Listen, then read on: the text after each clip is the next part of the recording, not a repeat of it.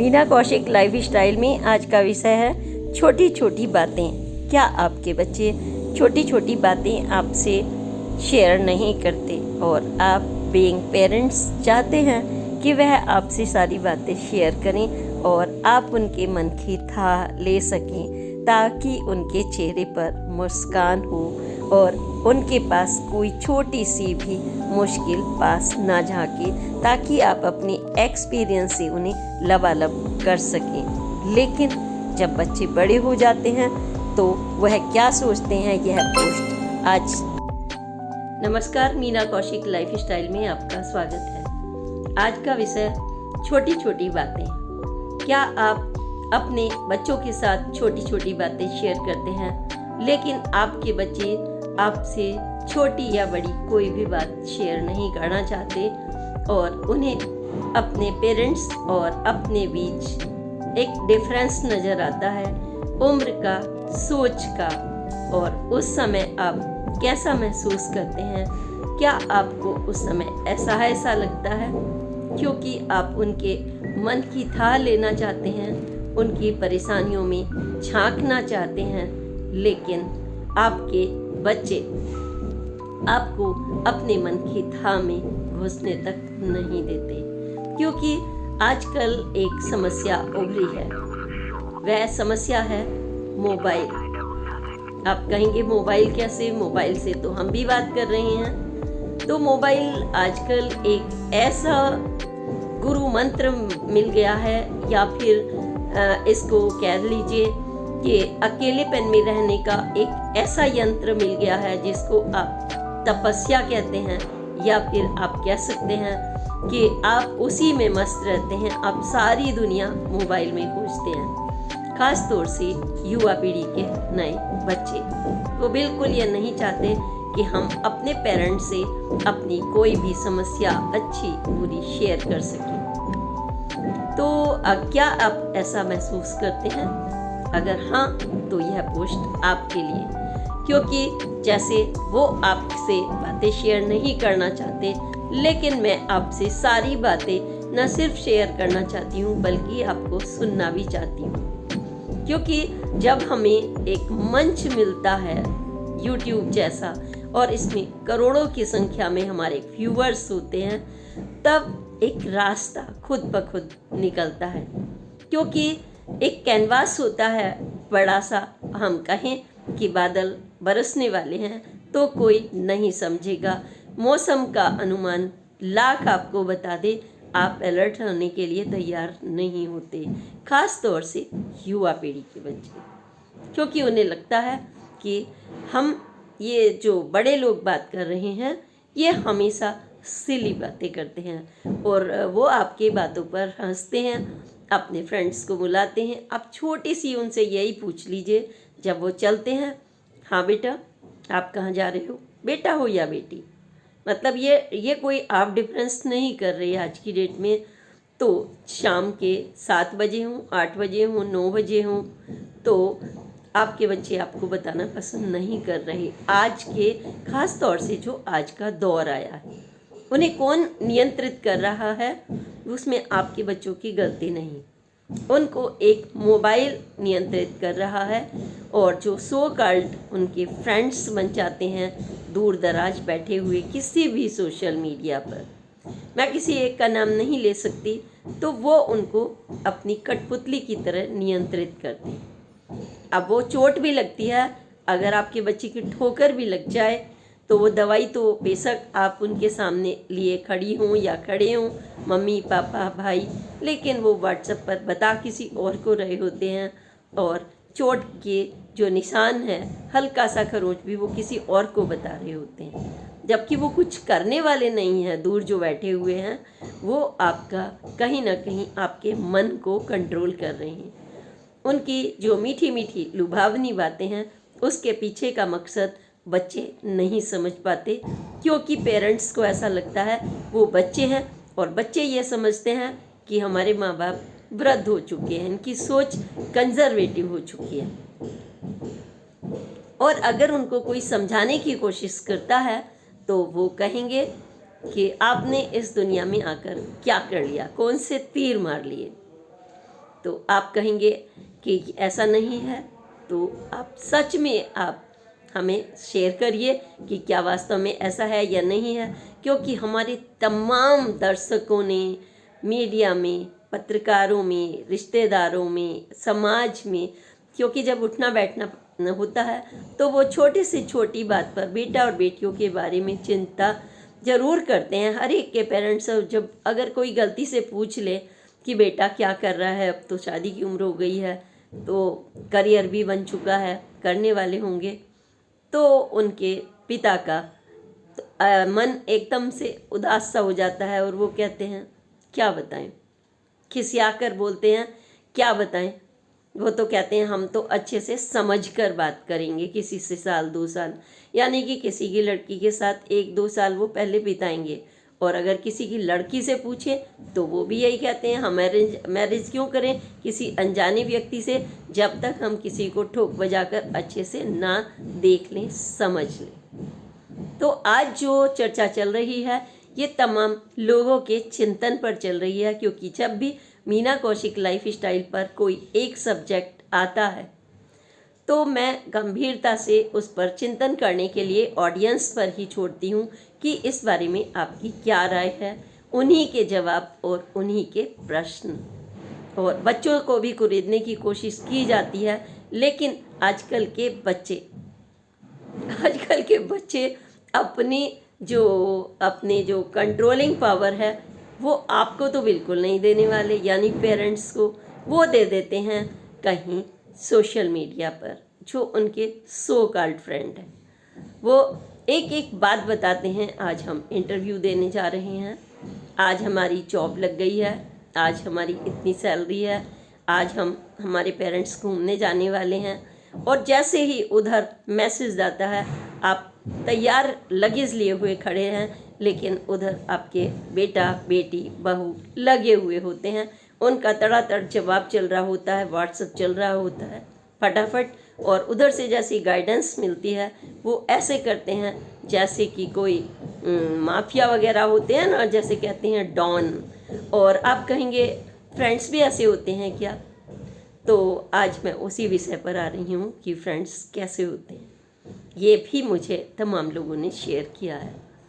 एक किसी का बेटा होता है और दूसरी तरफ बेटी, हर एक से हम बात करते हैं, तो वो कहते हैं कि आपका बेटा का क्या चल रहा है, तो वो कहते हैं फॉरेन रिटर्न है, और हम सोच रहे हैं कि टाइम से शादी हो जाए, 28 की उम्र हो गई है, 26 की हो गई है, अलग अलग सब ने बताया, लेकिन बच्चे हैं कि कहते हैं शादी की बात हमसे मत करो, तुमने कौन सा तीर मार लिया।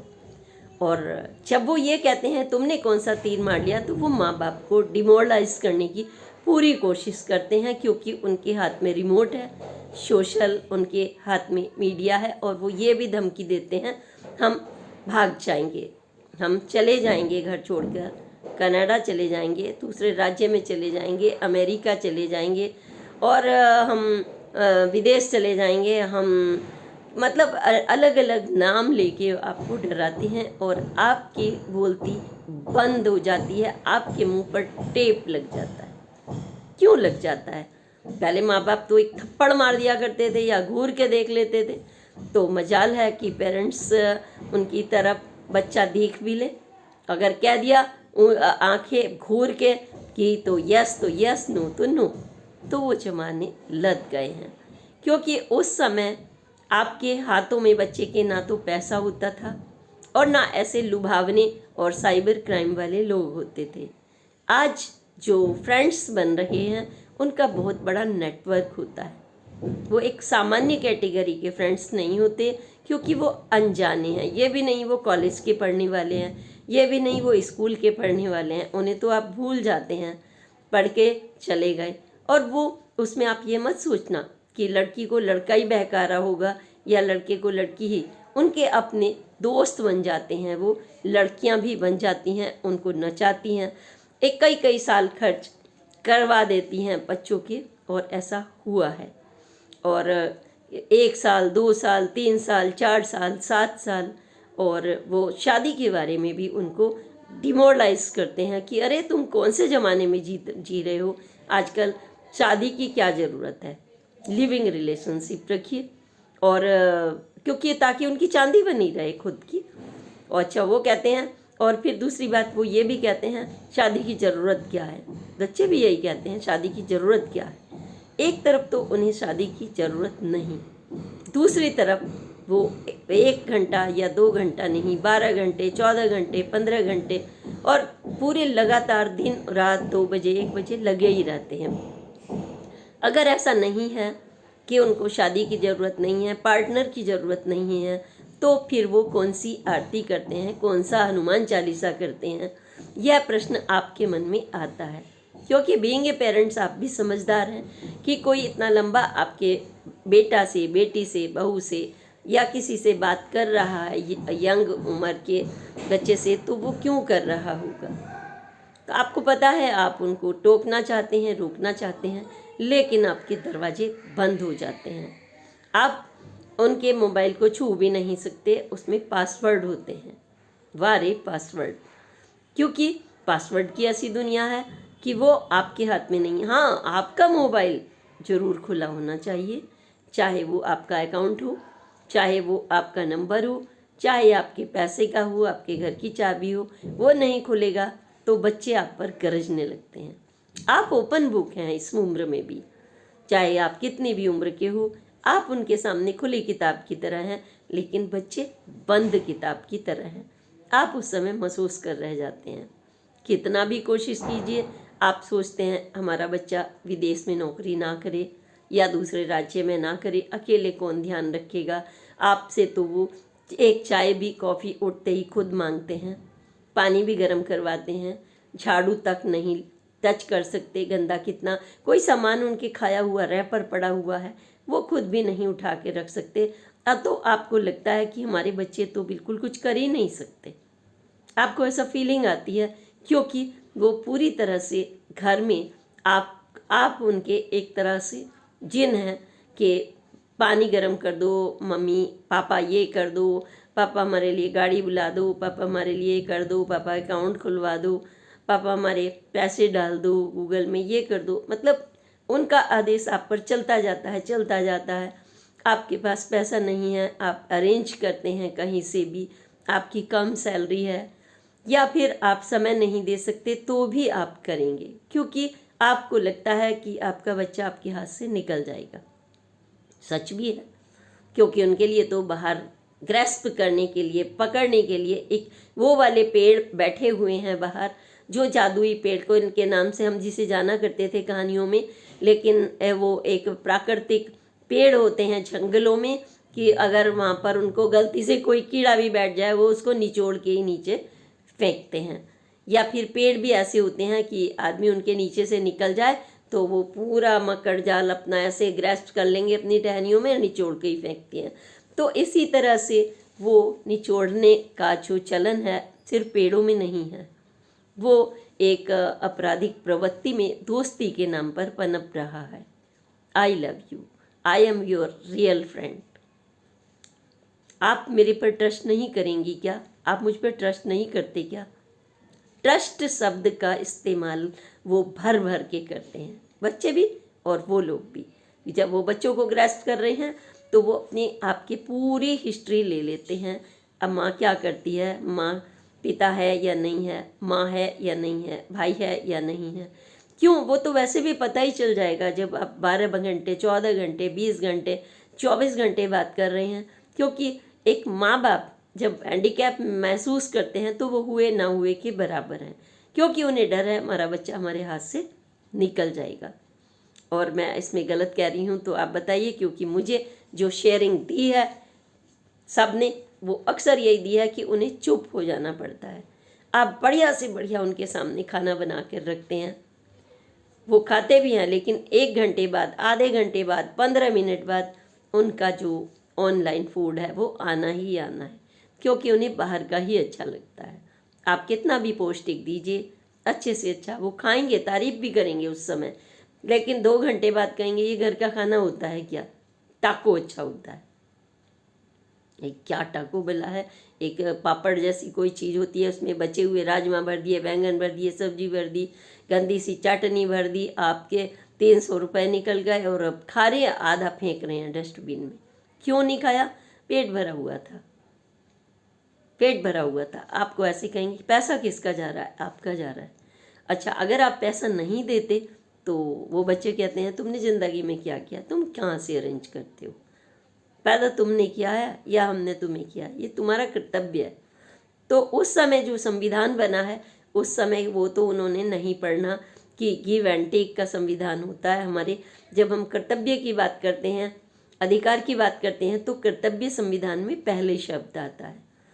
वो कहते हैं कि अगर आप कहीं से सोचते हैं कि बच्चे दूर ना जाएं, उनकी आसपास नौकरी लग जाए, तो वो कहते हैं कि हमें ठोकर खानी है थोड़ी सी, हमें करने दो, हमें स्ट्रगल करने दो। अब हमारी उम्र हो चुकी है, हम कब तक चिड़िया के बच्चे की तरह आपकी गोद में बैठे रहेंगे? बात तो सच है, किसी समय आपने भी स्ट्रगल किया है, इसमें कोई डाउट तो नहीं है। आपने भी थपेड़े खाए हैं, लेकिन आप सोचते हैं हमने जो थपेड़े खाए हैं हमारे बच्चों को क्यों मिले? अगर जंगली घास में एक आम का पेड़ उग जाता है कहीं, तो उसको कोई भी तोड़ता है, कोई भी नोचता है। जब वो लद जाता है, आते जाते आप बालकनी में बाहर ओके, मैंने देखा है कि अपने घर के सामने अमरूद का पेड़, वो कितनी बाड़ लगाती रहती हैं, आम पपीता आता है तो आते जाते वो कोई ना कोई ले जाता है, वो फिर बाड़ लगाती हैं, फिर ले जाता है। क्यों? क्योंकि वो घर के अंदर नहीं है गमले में सुरक्षित, क्योंकि वो बाहर है। जब भी कोई बाहर चीज़ जाती है तो उसका पूरा डर होता है। मैं ये बात बच्चों के लिए ख़ास तौर से कर रही हूँ कि वो अपने माता पिता की इस बात को समझने की कोशिश कर रहे कि देखिए, आप वो बालकनी का पेड़ नहीं हैं, आप गमले के अंदर का पेड़ हैं, और आपके माँ बाप आपके लिए जो भी सोचते हैं अच्छा सोचते हैं। जब आप बीमार होते हैं तब क्या कोई आपका फ्रेंड्स आपको देखने आएगा, 1 किलो सेब ले आएगा, 2 चॉकलेट ले आएगा ज़्यादा से ज़्यादा, बस इतना ही ना? या फिर आपको बेवकूफ़ बनाने के लिए केक भेज देंगे, टेडी बियर भेज देंगे, कुछ ऐसी लुभावनी चीज़ें, ताकि आप उनके जाल में फंसे रहें। और वक्त जैसे ही मिले कि आप नाराज़ हुए, घर से बाहर निकले और वो लेके आपको फुर उड़ जाएं और आपके मिसयूज़ करना शुरू कर दें। मिसयूज़ करने की कोई लिमिट नहीं है, आप सोच भी नहीं सकते। आपको सपने दिखाए जाते हैं, हम कनाडा में आपको मिलीनियर्स बना देंगे, हम आपको दुबई में बना देंगे, हम आपको अमेरिका बना देंगे, हम आपको लंदन में भेज देंगे। क्या सुंदर सुंदर सपने आपको दिखाते हैं। और कई बार लड़के और लड़कियां इन बातों में आकर उन सो कॉल्ड दोस्तों के दिन भर बातें कर कर के कई कई साल गुजार के अपने डिप्रेशन में चले जाते हैं, दवाइयाँ खाते हैं, और फिर थक हार कर माँ बाप उनको बार बार जितनी मदद हो सकती है वो करते हैं, जितनी हो सकती है, क्योंकि हर एक के पास 140 करोड़ में कोई ये नहीं है कि करोड़पति होगा। और करोड़पति भी होगा तब भी वो अपने बच्चे को एक बड़ा बिजनेसमैन बनाना चाहेगा, IAS PCS इतने बड़े बड़े पद हैं उन पर बैठाना चाहते हैं। लेकिन आप तो नई पीढ़ी के हैं, आप पेरेंट्स की बात सुनने में कोई बिलीव नहीं रखते, क्योंकि किसी ने प्लम्बर बनकर आपके बच्चे को पढ़ाकर बड़ा किया है, तो किसी ने टीचर बनकर, किसी ने डॉक्टर बनकर, किसी ने इंजीनियर बनकर, थपेड़े खा खा कर आपने अपने बच्चों को एक वो एजुकेशन दी है जो वो बोलने की ताकत रख रहे हैं। लेकिन क्या वो बोलने की ताकत सचमुच इस्तेमाल कर पा रहे हैं? They are confused. उनको जो भी फ्रेंड्स नाम की एक चिड़िया है वो कह देते हैं तो वो उनको उसी तरफ मुड़ने की कोशिश करने लग जाते हैं। आज एक लक्ष्य, कल दूसरा और परसों तीसरा। अब क्योंकि एक लक्ष्य तो सचमुच हो भी नहीं सकता, क्योंकि हमारे हाथ में नहीं होता, और जब हमारे हाथ में होता है तो हम उसे पकड़ना नहीं चाहते। कुछ अच्छे एक्सपीरियंस लोग कहेंगे कि आप गवर्नमेंट की नौकरी कर लीजिए, आपके मार्क्स बहुत अच्छे हैं, तो हम उन सामने वालों को भी बेवकूफ़ समझते हैं, क्योंकि जॉब सिक्योरिटी। अगर फिर हम कहेंगे, मान लीजिए गर्ल्स है, बैंक की नौकरी अच्छी है, या टाइमली आने जाने की स्कूल की है, प्रिंसिपल की है, क्योंकि एक्सपीरियंस से देख चुके हैं। आपको पंख उतने उड़ाने होते हैं जितने आपके पंखों में ताकत होती है ना? आप ऐसा तो नहीं कर सकते कि आप कंटिन्यूअस उड़ते रहें उड़ते रहें उड़ते रहें। आपको ज़मीन की ज़रूरत तो होती है बैठने के लिए, आंधी हो पानी हो, और आपको एक चूज़ा छोटे छोटे एक पार्टनर की भी ज़रूरत होती है। तो क्या वो आपके रियल पार्टनर हैं? जब आपके माँ बाप आपके लिए पार्टनर ढूंढते हैं तो आप उसमें 10 तरह की मीन मेक निकालते हैं। ये लड़की छोटी है, ये नाटी है, ये मोटी है, ये अमीर नहीं है, ये गवर्नमेंट टीचर नहीं है, ये नहीं है। अरे लड़की कहती है ये इतना लंबा नहीं है, ये छोटा है, ये मोटा है, इसकी चश्मा लगा है, इसकी ये लगा है, ये अमीर बाप का है तो हम इनके क्या आगे पीछे हम इनके पीछे भीख मांगेंगे, इनको कुछ हो जाएगा तो ये करेंगे और ये कल हमारे सर पर नाचेंगे। ठीक है, आप पढ़े लिखे हैं तो आपको मजबूत तो होना है, आप डिप्लोमा करना है, लेकिन क्या आपके पेरेंट्स आपके दुश्मन हैं? आप बताइए कौन सा मित्र आपको आकर के पैसा दे देता है बाहर आने जाने का? कौन सा मित्र है आपके खाने का, आपके चॉकलेट का, आपकी पार्टियों का पैसा देता है? पैसा तो वही देते हैं जिन्हें आप डिमोरलाइज करते हैं। जब आप पूरे दिन काम करता है एक मजदूर, तब उसको कितनी मुश्किल से वो अपना ही पैसा मांगने के लिए 500 रुपल्ली कैसे देखता है कि जैसे जो जिसने काम करा है जैसे वो बहुत बड़ा दाता है। या फिर चलिए वो तो फिर भी ठोकर मांग के गुस्से से मांग लेगा, मजदूर ऐसी आपको दिखा देगा आपकी औकात। लेकिन जब आप एक नौकरी में जाते हैं मध्यम, तो 1.5 महीने बाद आपको सैलरी मिलती है। उससे पहले हेड डाउन, आपको झुकने नहीं दिया जाता, आप चाय नहीं पी सकते, चाय के टाइम के बिना आपके लिए तमाम तरह की बंदिशें होती हैं। आप जो आपका वेट 80 था वो आपका 65 रह जाता है 2 महीने में, क्योंकि आपके खाने पीने का टाइम दूसरे के हाथ में होता है। और तब आपको जाकर 1000, 1500, 2000, 3000 दिन के आपको मिलते हैं, और आप उस पैसे को क्या आप अपने माँ बाप के हाथ में रखते हैं? तब कहते हैं ये मेरा पैसा है। क्या उस पैसे को आप बचाते हैं? आप पैसे को भी नहीं बचाते। आप उन सो कॉल्ड जैसे ही सैलरी मिली मित्रों के बीच में पार्टियां करने चल देते हैं। और जब वो पैसा खर्च किया जाता है तो जो पैसे पार्टियों पर जो पैसा उड़ता है तो वो 2 मिनट की वाहवाही, और उसके बाद जो आपने इतनी मेहनत की थी वो आपका उड़ गया। फिर आप सोचते रह जाते हैं, फिर आप डिप्रेशन में चले जाते हैं, फिर आप सोचते हैं कि हम मध्यम वर्गीय घर में क्यों पले, हम किसी टाटा अंबानी के यहाँ क्यों नहीं पले। तो क्या अगर आपकी जो ये सोच है, तो क्या टाटा अंबानी के बच्चों को आपने कभी इंस्टाग्राम पर, फेसबुक पर, इन पर लगते हुए देखा है? क्या आपने किसी बड़े फिल्म स्टार के उन बच्चों को इन हालात में देखा है कि वह इधर उधर भटक रहे हों? क्यों? क्योंकि वो पहले से ही उनको ऐसे स्कूल कॉलेज में भेज देंगे और बिजनेस में लगा देंगे। वो अपने टाइम की कीमत समझते हैं, और वो तभी रतन टाटा जी की बात कर लीजिए, आप बिरला की कर लीजिए, आप मोदी की कर लीजिए, आप अंबानी की कर लीजिए, आप जितने भी बड़े आदमी हैं, आप कलाम साहब की कर लीजिए, जो अगर निचले वर्ग से गए हैं बिल्कुल और कित ऊंचाइयों पर पहुँचे, तो वो तब पहुँचे हैं एक डेडिकेशन। तो जब हमारा डेडिकेशन होता है तब हम अपने बच्चों के बारे में भी वही देखना चाहते हैं कि वही इज्जत, वही सम्मान, वही उनको मिले जो वो डिज़र्व करते हैं।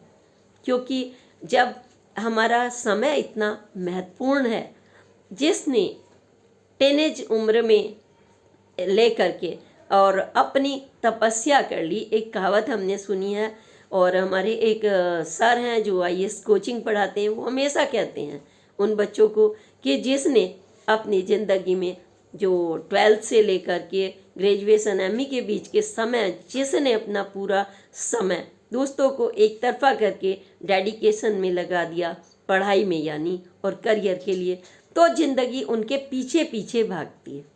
और जिसने इस उम्र में एंजॉय कर लिया, क्योंकि एंजॉय की उम्र यही है, अक्सर हम लोगों की सोच यही है, अरे फिर तो दाल नून रोटी में लगना ही है।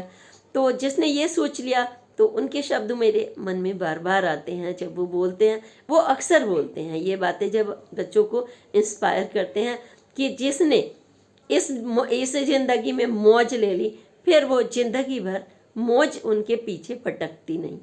फिर वो तरसते हैं कभी इस नौकरी के पीछे, कभी उस नौकरी के पीछे। और जो डेडिकेटेड हैं, जिन्होंने ना उनको शाम दिखती है, ना रात दिखती है, ना अंधेरा दिखता है, ना घर वाले दिखते हैं, ना मेहमान दिखते हैं, तो वो कहीं ऐसी पोस्ट पर बैठे नज़र आते हैं। तो उन जो सर होते हैं उनकी बातें बच्चों को कई बार बहुत अच्छी लगती हैं और कुछ बच्चों को बहुत बुरी भी लगती हैं। वो कहते हैं अरे इन्होंने एंजॉय नहीं किया तो ये हमारे ऊपर थोप रहे हैं। लेकिन उन्होंने हजारों ही नहीं लाखों की संख्या में स्टूडेंट तैयार करके आगे भेजे हैं। और सर शब्द अगर इज्जत से उनके लिए कोई बोलता है, क्योंकि बहुत ज़्यादा उम्र के नहीं हैं, तो इसका मतलब ये है कुछ तो उन्होंने कमाया है, कुछ तो उन्होंने कमाया है, क्योंकि सम्मान भी यूं ही नहीं मिलता। तमाम करोड़ों भरे पड़े होंगे, लोहा व्यापारी भरे पड़े होंगे, जो अपने बैठे बैठे सीट पर, गद्दियों पर थुल हो जाते हैं, तो वो ज़िंदगी को एंजॉय नहीं कर पाते, पैसे से एंजॉय नहीं कर पाते।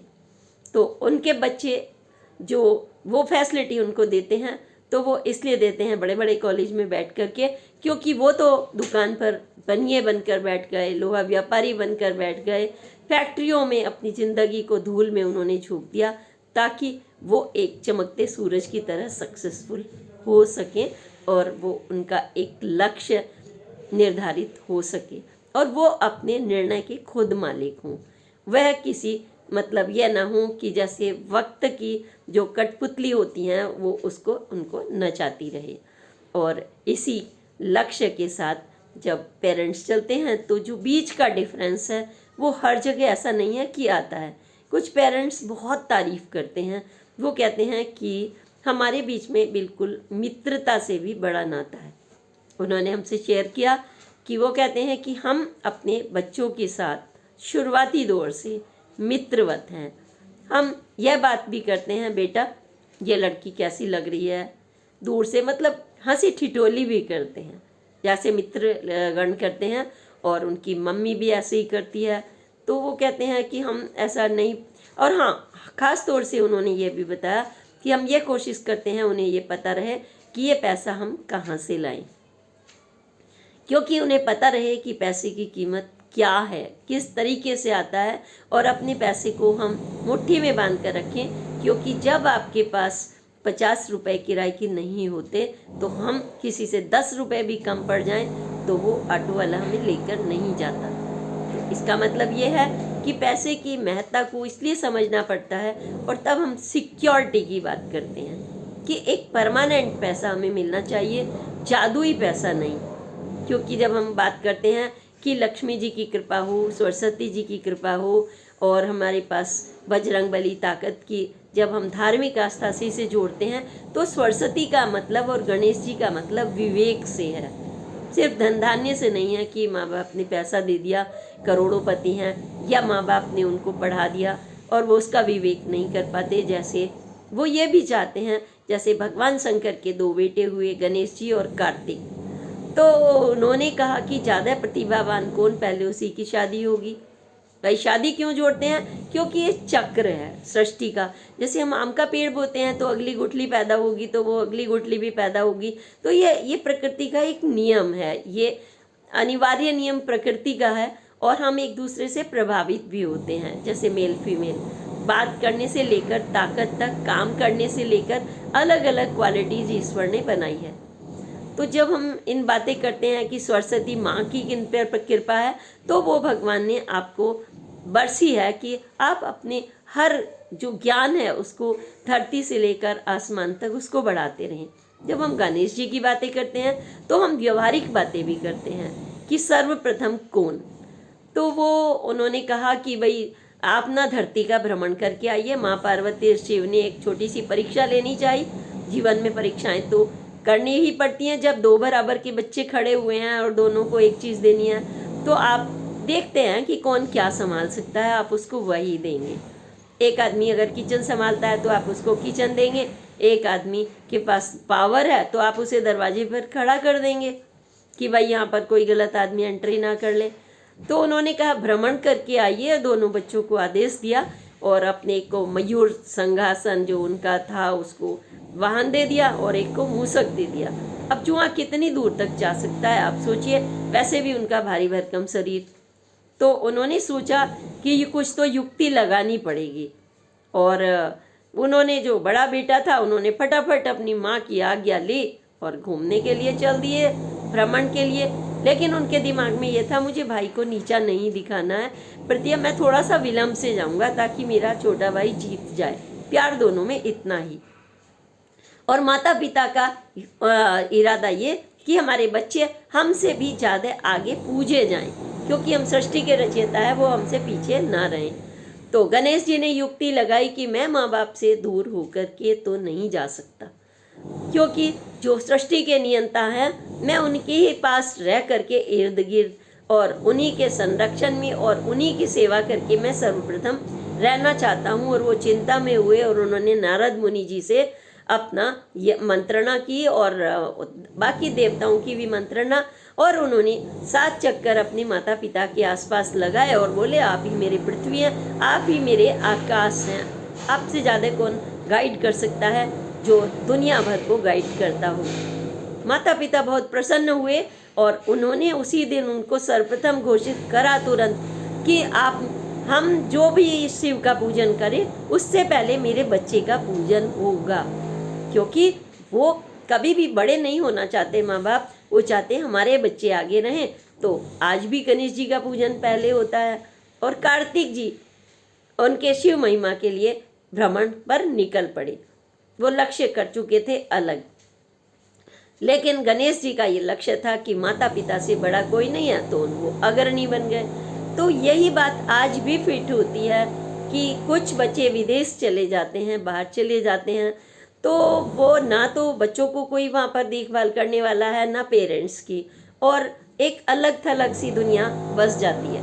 और उस अलग थलग दुनिया में मात्र एक वीडियोग्राफी या एक फ़ोन या सालो आपने खाना खाया या नहीं खाया, आप कैसे हैं, बस इतनी औपचारिकता सी रह जाती है। और बाकी दुनिया उस समय दूर खड़ी होती है, ना आपके सक्सेस के बारे में कोई हेल्प करने के लिए होता है, ना आपके पेरेंट्स के लिए, ना आप ही के लिए। करना तो आप ही को है। मतलब अपनापन, जहाँ हम खुशी बांटते हैं वही हमें रियल खुशी मिलती है। बनावटी खुशी हमारे लिए सिर्फ मोबाइल में बंद होकर रह जाती है। जब हमारे पास अच्छी अच्छी चीज़ें होती हैं, खुशी होती है, आपने देखा होगा शादी हो ब्याह हो धड़ाधड़ आप बांटते हैं। बेटी की शादी हो, आप चलते हुए सबके हाथ में मिठाई सौंपेंगे, डब्बे सौंपेंगे, नोट भी देंगे, बेटे के में भी देंगे। और मैंने कल ही एक वीडियो देखा कि एक शादी हो रही है, उसमें 20 लाख रुपए छत से दूल्हा जेसीबी मशीन से भी बांट रहा है। लेकिन जब वो उसके माँ बाप ने वो पैसा कमाया या उसने क्या, तब उनके किसी ने स्ट्रगल में काम आए वह मित्र, जैसे उन्होंने नोट उड़ाए या नोट का डिसऑनर किया करेंसी का। तो करेंसी एक शो ऑफ की चीज़ नहीं है और ना ही मित्रता। मित्र वो होता है जो आपके नज़दीक, आपका मन भी मित्र हो सकता है, आपके पिता भाई माँ रिश्तेदार भी हो सकते हैं। आपके ऊपर डिपेंड करता है कि आप किस तरीके से उन्हें लेते हैं। कोई छोटा नहीं होता, कोई बड़ा नहीं होता। आप सीख एक मेड से भी ले सकते हैं जो आपके घर में बर्तन साफ करती है, वो 10 घर की बातें आपको बताती है। वो वहाँ चोरी हो गई, वहाँ ये हो गया, वहाँ हो गया, आप उसको पॉजिटिव वे में यूज़ कर सकते हैं। जैसे आपके पास बारूद होता है, तो अगर क्रिएटिव व्यक्ति के पास जाता है तो वह उसका इस्तेमाल होली दीपावली की तरह से फुलझड़ी में करेगा, और डिस्ट्रक्टिव व्यक्ति के हाथ में जाता है तो वो अणुबम बनाएगा। कहने का तात्पर्य यह है कि छोटा और बड़ा कुछ नहीं, वह सब कुछ है पॉजिटिव सोच। और हम पॉजिटिव सोच रखें अपनों के लिए, मित्रों के लिए, आसपास वालों के लिए, लेकिन हम ना कठपुतली बने और ना बनाएं, क्योंकि पेरेंट्स, भाई बहन, परिवार के बीच में आपको जो संरक्षण मिलता है, मुझे नहीं लगता वो कहीं और मिल सकता है। हाँ, अपने पंख और उड़ान ऊंची रखिए, क्योंकि आपको भी अपने आप को भी प्रूव करना है, क्योंकि जो आपने एजुकेशन ली है वो व्यवहारिक बने गणेश जी की तरह, जो आपके अपने लिए अपने परिवार के लिए, अपने आगे वंश वृद्धि के लिए, अपने देश के लिए कामयाब हो सके। और आपकी निर्णायक क्षमता आपकी अपने माता पिता से हमेशा ज़्यादा होती है, क्योंकि वो आपका पालन पोषण अपने से ज़्यादा करते हैं, खाने से लेकर पीने तक। तो जब वो करते हैं तो जाहिर है जो फैसिलिटी उन्हें नहीं मिले वो आपको देते हैं। तो आपको उस निर्णय शक्ति को भी अपने लिए ही नहीं, दूसरों के लिए भी मार्गदर्शन की रखिए। आपको फॉलोवर बनना नहीं है, बल्कि आपको फॉलोवर्स बनाने हैं। दिमाग में हमेशा यह मानकर चलेंगे तो सक्सेस आपकी कदम चूमेगी। छोटी छोटी बातें। पेरेंट्स जब ये सोचते हैं कि हम कहीं इग्नोर हो रहे हैं, पेरेंट्स जब ये सोचते हैं कि हमें कुछ नहीं मिल रहा, तो वो कभी भी एग्रेसिव नहीं होते। पेरेंट्स, सबसे बड़ी बात यही है, पेरेंट्स हमेशा अपने मन को शांत कर लेते हैं। जब कहते हैं ना प्रदीप मिश्रा जी, तुम रुको का नाम ले लीजिए, सारा गुस्सा शांत हो जाएगा। तो तुम रुको का मतलब मैं ये भी लगाती हूँ, भगवान शिव का आशीर्वाद तो मैं बहुत मानती हूँ, लेकिन तुम रुका यानी तुम रुक जाओ, तुम गुस्सा मत करो। तुमने गुस्सा किया कि पतंग कटी, आपके प्यार की पतंग कटी। पेरेंट्स, आपको गुस्सा बिल्कुल नहीं करना है, क्योंकि बच्चे तो तुम्हारे हैं, उनको खुला छोड़ना ही पड़ेगा आपको। आप जैसे हथेली पर रेत रख लेते हैं, अगर आपने मुट्ठी खुली छोड़ी तो रेत रुक जाएगा, थोड़ा बहुत जितना भी रुकना है, और आपने मुट्ठी बांधी तो रेत रिस जाएगा। तो इसलिए माँ बाप को मैं ये गुजारिश करूँगी, अपील करूँगी, वो बिल्कुल गुस्सा ना करें और वह बन जाएं भगवान शंकर की तरह से नीलकंठ। चाहे कुछ भी हो रहा हो, उनको इस गुस्से को अपने कंठ में रोकना होगा।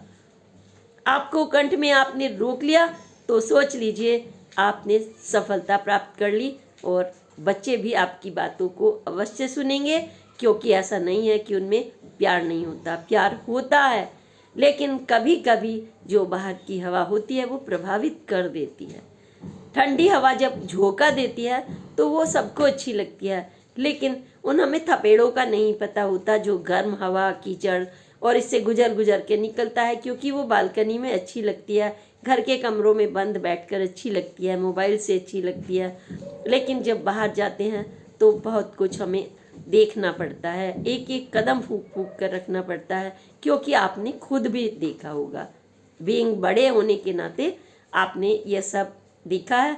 तो बच्चों को भी वक्त चाहिए, और ऐसा नहीं है कि वो नहीं समझते हैं। कभी कभी वो इतना टेंशन में होते हैं कि वो आपसे शेयर नहीं करते, और ना वो आपको टेंशन देना चाहते हैं, कई चीज़ें होती हैं। लेकिन ये है कि अगर वो आपसे शेयर कर लें तो शायद ज़्यादा उनका टेंशन बढ़े ही नहीं, क्योंकि ऐसा होता है, क्योंकि आप उनका तुरंत हाथ थाम लेंगे। इसी के साथ मैं आपसे जानना चाहूँगी कि आप क्या छोटी छोटी बात पर परेशान हो जाते हैं? अगर हो जाते हैं तो आप परेशान ना होइए, क्योंकि वक्त सबको सिखा ही देता है, और आज का वक्त बहुत तेज़ है, हमसे ज़्यादा होशियार हैं आज की पीढ़ी। आपको कंप्यूटर पे हाथ नहीं मारना आता, आपको तमाम तरह की चीज़ें नहीं आती, वक्त को जवाब देना नहीं आता, हैंडल करना नहीं आता, लॉक नहीं आता, लेकिन बच्चे सब जानते हैं। इसलिए आप पूरी तरह से कॉन्फिडेंट रहिए, सकारात्मक रहिए, परेशान मत होइए। हाँ, नीलकंठ तो आपको बनना ही पड़ेगा, इतना तो मैं बार बार कहूँगी। इसी के साथ अगली पोस्ट तक के लिए नमस्कार, प्रणाम, नमस्कार, जय हिंद, जय भारत।